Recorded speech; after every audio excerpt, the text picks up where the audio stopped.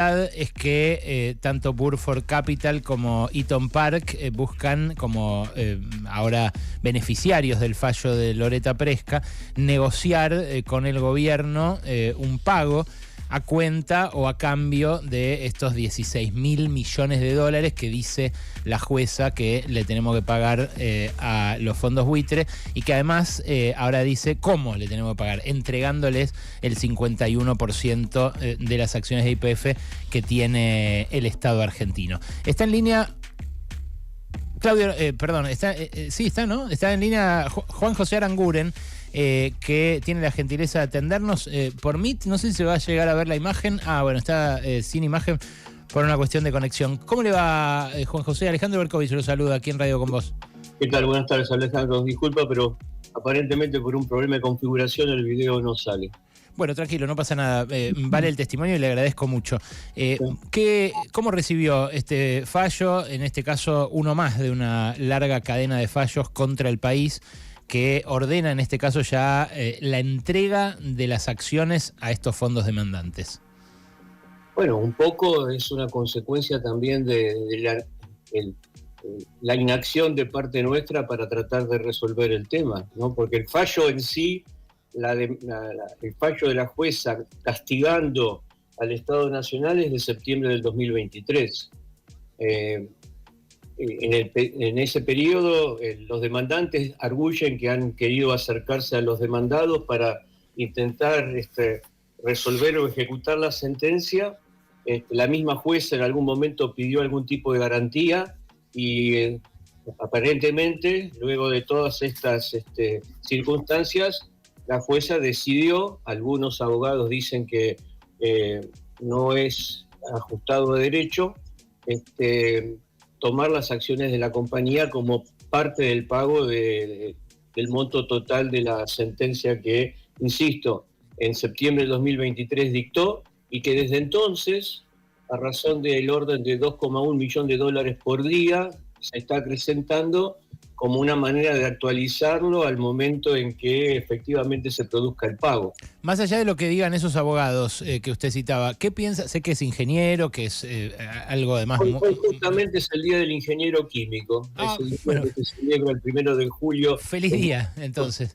Gracias. ¿Qué se conmemora el Día del Ingeniero Químico? El dictado de la primera carrera en Ingeniería Química en la Universidad del Litoral, en Santa Fe.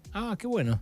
Bueno, feliz día. Y en definitiva, más allá de la minucia técnico-legal, ¿qué piensa usted de la jurisdicción del Distrito Sur de Estados Unidos? ¿Qué piensa del proceso de expropiación? Bueno, ha actuado como ministro también sobre YPF, pero cuénteme hoy, con dónde estamos parados con esta información. La verdad que hoy ya es tarde, estamos llorando sobre la leche derramada. A mí me preocupa el origen de todo esto.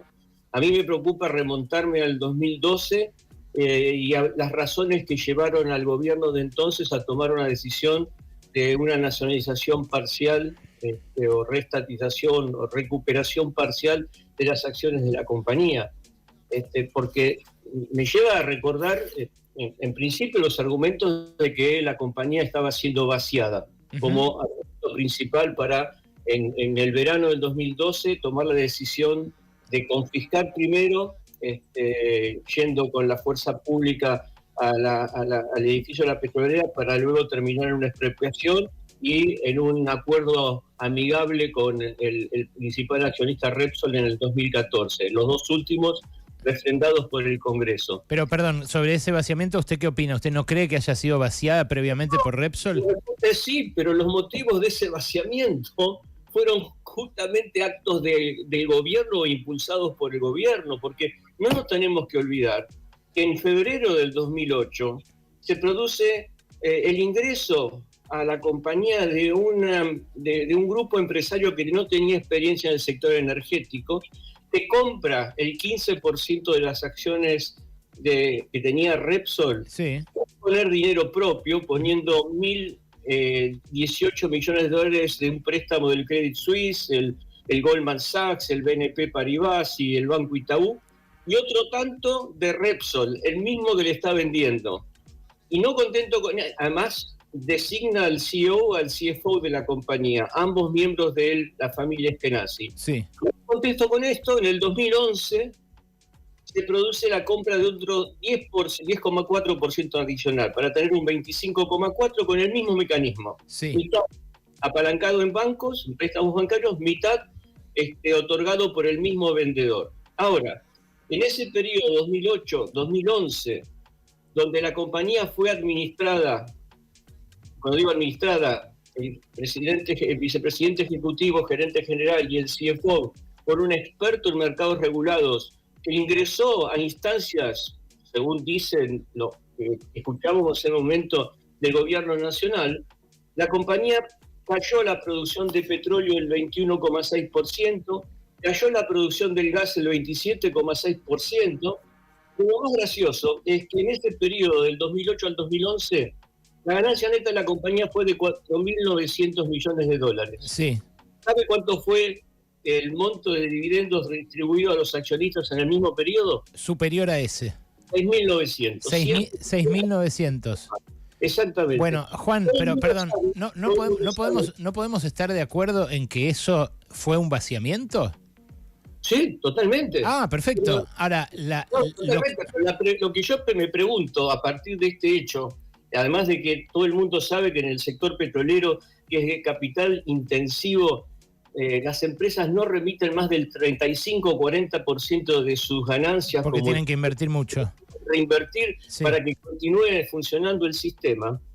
La responsabilidad ejecutiva de la compañía estaba en cabeza de uno de los accionistas, y cuando el Estado Nacional decide expropiar las acciones para tener el control, para lo cual necesita el 51%, sí, pongo por un momento a un costado, aunque puedo discutirlo, si lo hizo conforme a derecho, porque en principio, es lo que dice la jueza, no cumplió con el estatuto de la compañía, que obligaba al tomar control a hacerle una oferta a los accionistas que quedaban excluidos de esa transacción. Pero la pregunta que yo me hago, ¿por qué ese 51% fue solamente como parte del 57% de las acciones que tenía Repsol y no se aplicó en forma proporcional, incluyendo al accionista minoritario que después, que manejaba la compañía, gerenciaba la compañía, sí, terminó haciendo una demanda porque la primera acción que toma el gobierno cuando toma control de la compañía es interrumpir el acuerdo que se había firmado de repartir dividendos a razón del 90% de la ganancia anual. Eso lo explicó esta mañana acá con Ernesto Tenenbaum, Emanuel Agis, que era el viceministro de Energía en ese momento. No sé si lo escuchó. Estoy totalmente en desacuerdo con lo que dijo Emanuel Agis, porque no es cierto lo que dijo. ¿Qué cosa no es cierta? Porque lo que dijo con respecto a por qué no lo hizo, simplemente dijo, ¿ustedes se imaginan qué era lo que podía ocurrir? Sí, a la misma empresa que le habíamos hecho entrar a la compañía, ahora le comprábamos las acciones.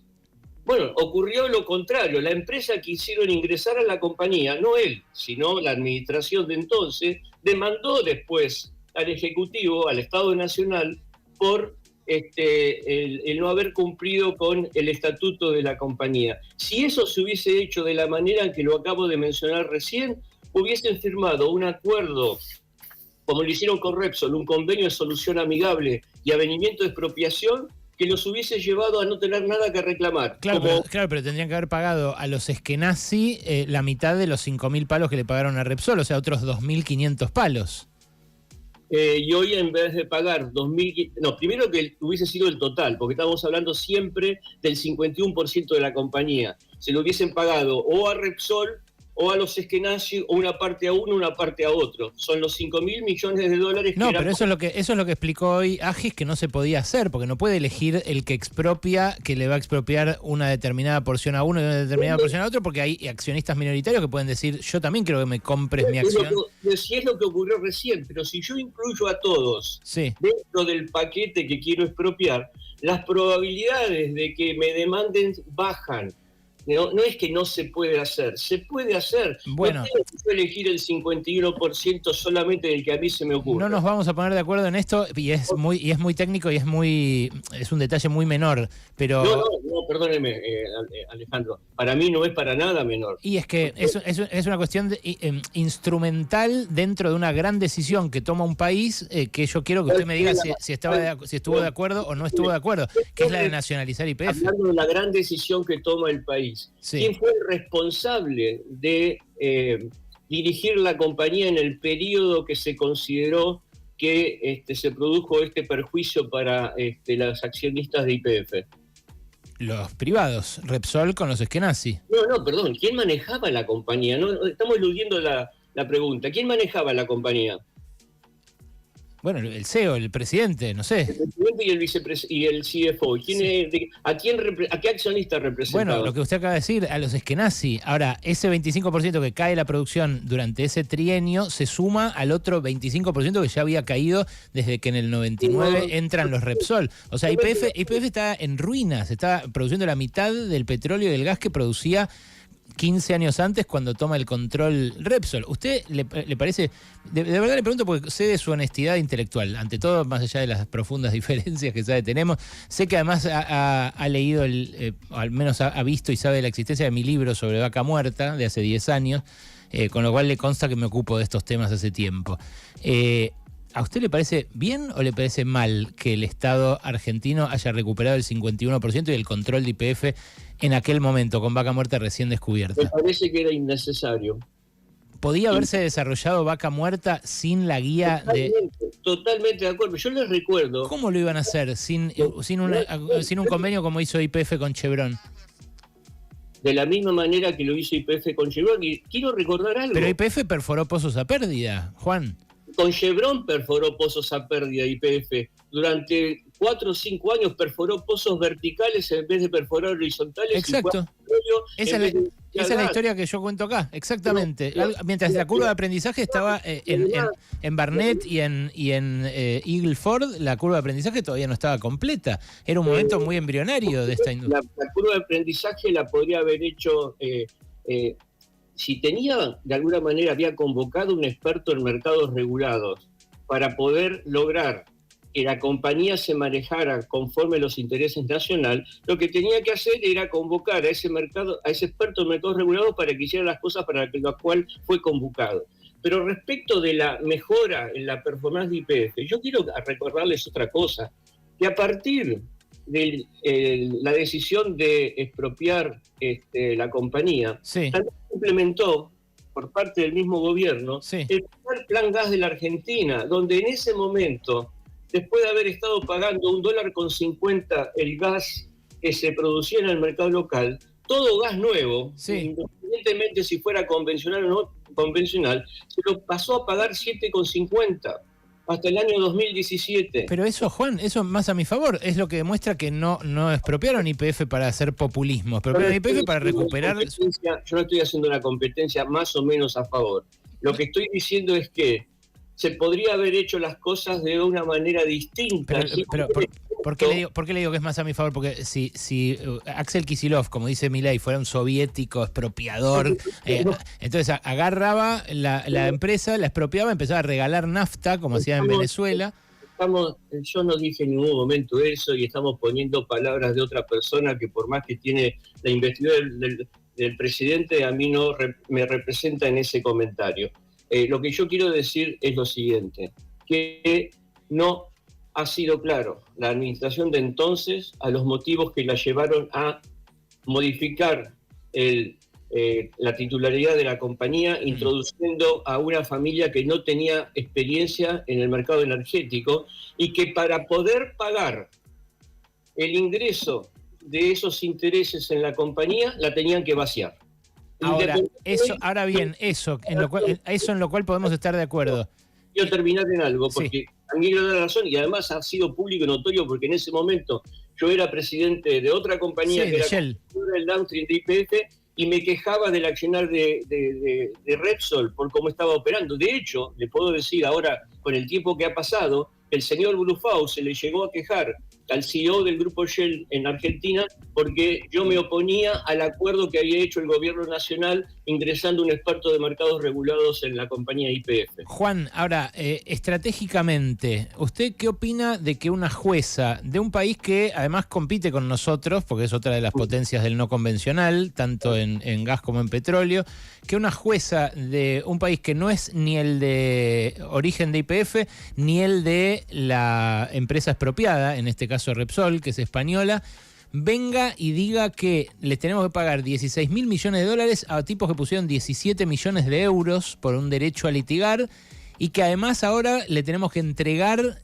como país el 51% de la empresa más grande, más en el fondo con más potencial, y que puede ser la llave de resolver nuestros desequilibrios históricos. ¿Qué piensa de eso? Yo, la verdad es que yo no conozco el tema legal. Ahora, pero como argentino incluso le digo, como le pido que vibre conmigo. Argentinos buenos y argentinos malos. Voy a contestar de esta manera para también indicar qué es lo que pienso. Cuando una misma administración peronista en los años 90 decidió privatizar la compañía porque tenía una situación en donde el Estado estaba en una macroeconomía, estaba totalmente exhausta y necesitaba ingresos de divisas, y se privatizaron en ese momento lo que fueron llamadas las joyas de la abuela, a los efectos de poder convocar el capital, se decidió que la jurisdicción para la transacción que se efectuara no fuera la local, sino que fuera la del Estado de Nueva York.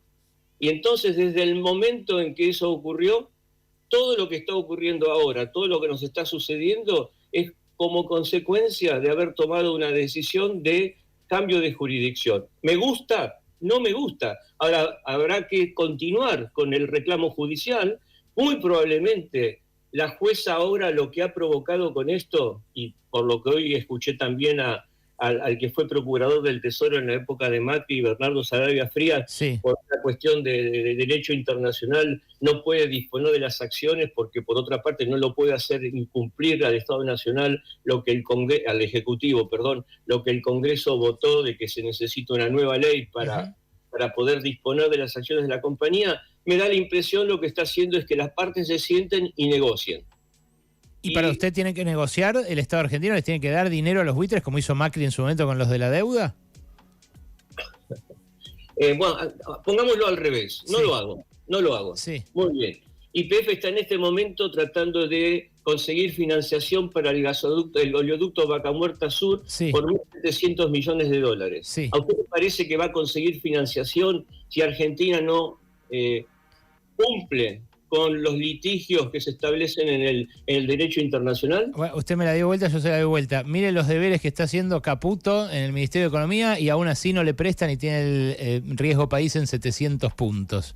Bueno, vamos a ver en largo plazo qué es lo que ocurre. Es decir, yo lo que no puedo decir es que Argentina está hoy a puertas de estar generando una monetización de sus recursos naturales de una magnitud tal que van a contribuir a resolver los problemas macroeconómicos del país. El año pasado terminamos exportando un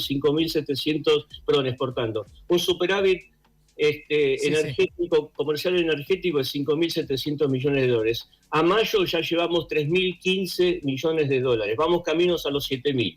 Y si los proyectos que hoy están en carpeta para monetizar los recursos de petróleo, obviamente sujetos a un precio internacional, y los recursos de gas natural, también sujetos a un precio internacional, podemos estar multiplicando por 5 o 6 esos valores, con lo cual vamos a tener una situación macroeconómica mejor. La pregunta es, bueno, la decisión de un dirigente es hacer aquello que más le convenga al país. Yo creo que hoy, el no sentarse a negociar... Llegar el nuevo mío, el país que quieren los dueños... y lo espero un día llegar el nuevo mío, el país que quieren los dueños, y lo espero un día aquí en el piso para discutirlo, si le parece. ¿Cómo no, Alejandro? Le mando un abrazo grande. Juan José Aranguren, exministro